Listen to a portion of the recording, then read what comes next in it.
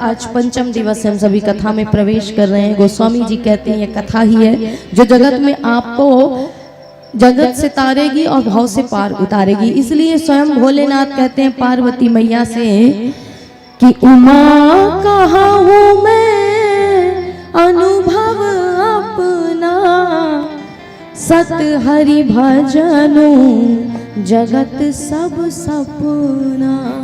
संसार में हरि नाम के बिना जगत में कोई भी तत्व अच्छा नहीं है और आपके लिए उपयोगी नहीं है महाराज। इसलिए भगवान स्वयं भोलेनाथ कहते हैं कि हे उमा, मैं अपना अनुभव कहूँ, हरि नाम को छोड़ करके बाकी सब व्यर्थ की चीजें हैं। यदि कोई सार्थक चीज है और यदि कोई वास्तविक पूंजी है, कमाई है बोले, तो वो है भगवान का नाम, भगवान का चिंतन, भगवान का गुणानुवाद। कहते हैं संसार से जाइएगा तो हाथ में कुछ नहीं लगने वाला, इस धारा में सब कुछ धारा का धारा रह जाएगा और सिर्फ जीवन में क्या जाएगी बोले आपके कर्मों की कमाई आपके। इसलिए कोई ऐसी कमाई भी जीवन में होनी चाहिए जो हमारे आने वाले जीवन को, आने वाली पीढ़ी को सुधार सके महाराज। इसलिए कहते हैं कथा भगवान का भजन चिंतन ये जो हमारे जीवन को सुधार सकता है। भगवान ने हमें बहुमूल्य रत्न दिया, सबसे अनमोल खजाना दिया, मानव शरीर दिया, लेकिन इसको हम भूल बैठे और बोले महाराज कीड़े में पड़े नाली में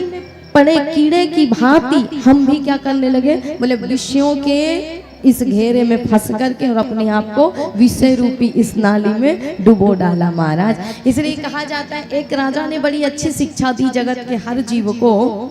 कहते हैं एक राजा का जन्मदिन था, बड़ी अनमोल सीख है जिंदगी की कि सब पीछे भाग रहे हैं किसके बोले बहुमूल्य खजाना सबके पास है, लेकिन उस खजाने को छोड़ करके और महाराज व्यर्थ का जो मिट्टी का खजाना है उसके पीछे सब भाग रहे हैं सांसारिक। राजा का जन्मदिन था, राजा ने सोचा आज हमारा जन्मदिन है तो आज प्रातः कालीन हम एक जीव को प्रसन्न करके ही मानेंगे, अर्थात जो हमें सबसे पहले मिलेगा उसे आज हम इतना धन संपत्ति देंगे, इतना सुख देंगे कि वो खुश हो जाएगा और जीवन में वो कभी दुखी नहीं रहेगा और उसे प्रसन्न करके छोड़ेंगे। राजा जी अपनी यात्रा को निकालते हैं, घोड़े पर रथ पर सवार होकर के निकले।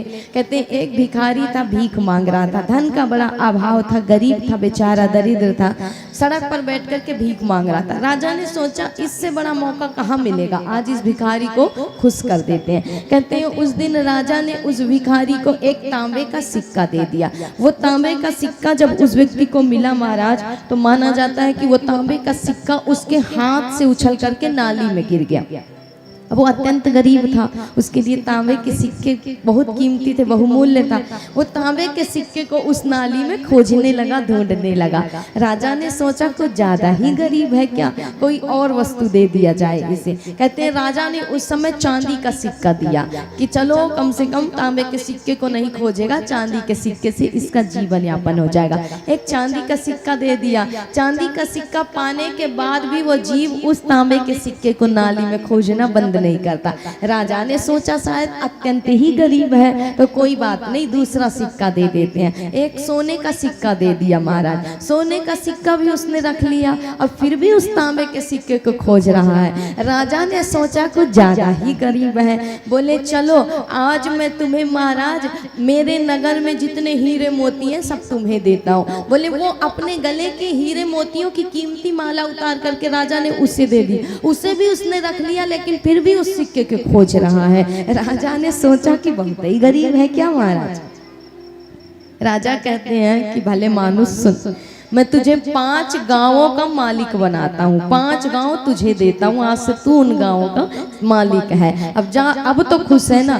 बोले राजन 5 गांव दे दो, चाहे पूरा राज्य मुझे दे दो, लेकिन जब तक तांबे का सिक्का नहीं मिलेगा तब तक मुझे प्रसन्नता नहीं मिलेगी। कहते हैं ये राजा कोई और नहीं, हमारा ईश्वर है, हमारा भगवान है। वो भी हमें बहुमूल्य बहुत सारे रत्न दिया है महाराज। सांस रूपी इतना कीमती अनमोल रत्न दिया है, शरीर रूपी रूपी दिया है, बोले इतने सुंदर नेत्र दिए हैं, इतनी सुंदर वाणी दी है, इतना सुंदर कान दिया, इतने सुंदर हाथ पैर दिए, लेकिन फिर भी हम कहाँ भागते हैं? बोले विषयों के पीछे भागते हैं, इस मोह माया के पीछे भागते हैं। भगवान कहता है मैं सर्वस्व तुझे देता हूँ, लेकिन जीव कहता है तू मुझे कुछ भी दे दे, जब तक मैं माया में ना फंसूं, विषयों में ना उलझूं, तब तक मेरे मन को संतुष्टि नहीं मिलेगी। इसलिए कहते हैं कुछ समय माया से निकल करके और माधव को जप लीजिए। जीवन बहुत छोटा है, आयु बहुत कम है, सांसों की ये खेती ना जाने कब सूख जाएगी, और ना जाने काल चिड़ैया कब चुग जाएगी, कोई नहीं जानता। इसलिए कहते हैं ना कि आछे दिन पाछे गए, अरे हरि से किया नहे, और अब पछताए होत का, जब चिड़िया चुग गई खेत। तो संसार से जाओगे तो क्या लेकर के जाओगे? इसलिए बोले सबसे बहुमूल्य पूंजी यदि कोई कमाई है तो समय रहते उसे कमा लो, और इन सांसों से कृष्ण का चिंतन कर लो, भजन कर लो महाराज, क्योंकि यही साथ जाएगा। कहते हैं महाराज जीव जब प्रायश्चित करता है ना, किस कुल का है, किस वर्ग का है, क्या जाति है, क्या रंग है, रूप है, भगवान कुछ नहीं देखता। कहते हैं एक बार समर्पित होकर के देखो तो सही वो स्वीकार लेता है।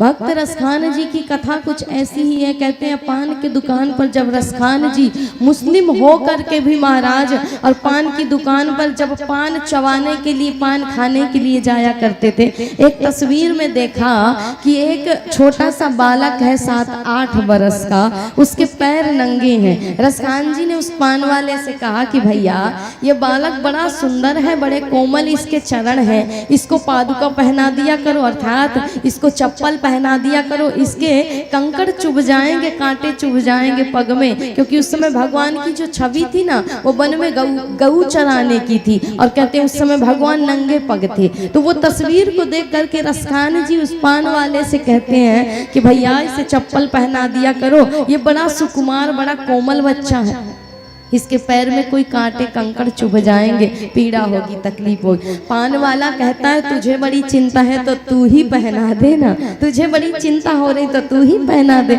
रसखान जी ने सोचा ठीक है भैया। कहते हैं दूसरे दिन जब बता दो तो मैं वहीं पहना जाऊंगा। बोले ये कहीं और नहीं रहता, वृंदावन में रहता है महाराज, वहीं जाना पड़ेगा और वहीं पहनाना पड़ेगा। बांके बिहारी नाम से ये जाना जाता है, और मंदिर है इसका वृंदावन में, वहीं जाकर के तुम्हें ये पादुका पहनानी पड़ेगी। अब रसखान जी को ये पता नहीं है कि ये ईश्वर है, ये भगवान है महाराज, उनको तो साधारण अबोध बालक समझ रहे थे। कहते हैं रसखान जी जब वो चरण पादुका लेकर के पहुंचे, उनको अंदर नहीं जाने दिया गया, क्योंकि आप दूसरे समाज से हो ये बोल करके बाहर ही बिठा दिया गया। रसखान जी उस समय रोने लगे, पुकारने लगे कि मैं इतनी दूर से आया हूँ तेरे लिए चप्पल लेकर के, ये चप्पल नहीं स्वीकारेगा क्या?